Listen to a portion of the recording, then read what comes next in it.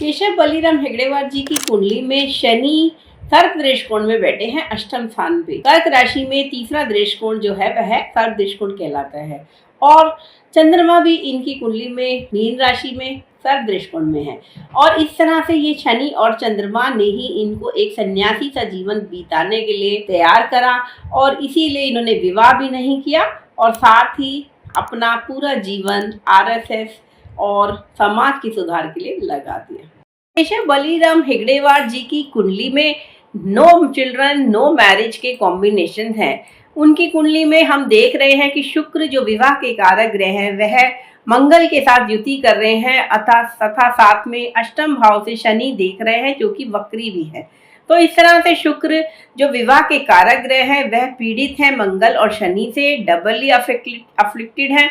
और अगर सप्तम भाव को देखें कुंडली में तो वहां राहु बैठे हैं और साथ ही इस तरह सप्तम भाव पीड़ित हो गया और सप्तम भाव का स्वामी कुंभ राशि में है जिस पर कोई भी शुभ ग्रह की दृष्टि नहीं है। नवांश में भी अगर हम देखें तो यहाँ शुक्र केतु के साथ लगन में युति कर रहे हैं और लगन के स्वामी अष्टम में चले गए हैं। नवांश कुंडली से हम पत्नी और विवाह संबंधित चीजें देखते हैं तो यह अब नवमेश जो कर्क के चंद्रमा है वह भी शनि के साथ बैठे हैं पुनर्फु योग में। तो ये भी दिखाता है कि इनकी खुद ही इच्छा नहीं थी विवाह करने की और ये स्ट्रांगली डिटरमाइंड रहे और इसीलिए इन्होंने आजीवन विवाह नहीं किया। कुंडली में बच्चे ना होने का योग यानी कि इन्होंने ये नो चिल्ड्रन हॉरोस्कोप बनता है क्योंकि यहाँ पंचमेश मंगल पंचम में होते हुए भी शनि से पीड़ित है। शनि अगर पुत्र देंगे भी या संतान देते भी हैं तो बहुत ही देर से देते हैं और अष्टम से शनि इस पंचम भाव को देख रहे हैं। बृहस्पति भी जो संतान के कारक ग्रह है वह केतु के साथ युति कर रहे हैं लगन में। और अगर हम देखें सप्तांश कुंडली जो कि हम बच्चों के लिए देखते हैं कंफर्मेशन के लिए, चाइल्ड बर्थ कंफर्मेशन के लिए, तो यहाँ पर शनि लगन में ही वक्री बैठे हैं सप्तांश कुंडली के लगन में केतु के साथ। और बृहस्पति यूं तो 11वें घर के स्वामी हैं, मीन राशि के हैं, स्वराशि के हैं, लेकिन उस पर नीच का शुक्र देख रहा है पंचम से। सप्तांश कुंडली के पंचम भाव में शुक्र नीच के होकर पंचम भाव में बैठे हैं जिस पर मंगल की भी दृष्टि है दूसरे घर से।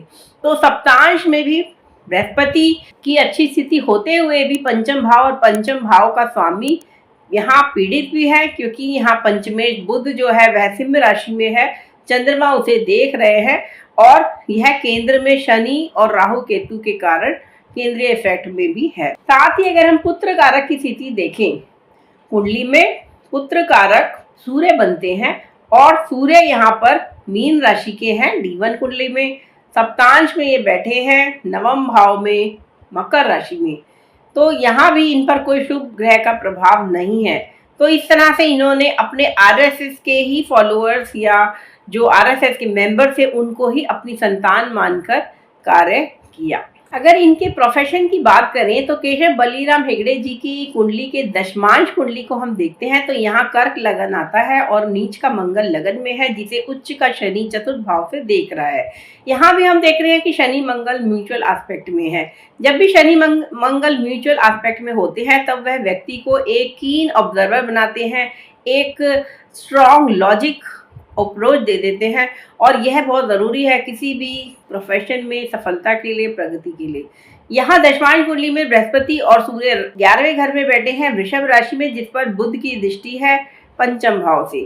तो यहाँ अगेन 9th लॉर्ड जो है दशमांश कुंडली का वह 11वें में गया है और उसके साथ दो मित्र ग्रहों की दृष्टि आ जाती है, शुभ ग्रहों की दृष्टि जिसमें एक बुध है और दूसरे सूर्य हैं। तो इससे भी दिखता है कि इनका प्रोफेशन जो कि 51 साल की उम्र में इनकी स्वर्गवास के साथ खत्म हो गया वह एक लॉन्ग टर्म प्रोफेशन तो नहीं दे रहा है, लेकिन जो भी प्रोफेशन इनका रहा वह एक सफल डॉक्टरी का प्रोफेशन रहा और साथ ही ये एक सामाजिक सुधार कार्य करता रहे और फिर आरएसएस की स्थापना के साथ ही यह आरएसएस के फाउंडर के नाम से अब जाने जाते हैं। तो आज हमने चर्चा करी केशव बलिराम हेगड़ेवार जी की कुंडली की, उनके जीवन के बारे में और कैसे उनकी कुंडली उनके जीवन के विभिन्न तथ्यों को पूरी तरह से प्रामाणिकता के साथ प्रस्तुत करती है। आज के लिए इतना ही, धन्यवाद।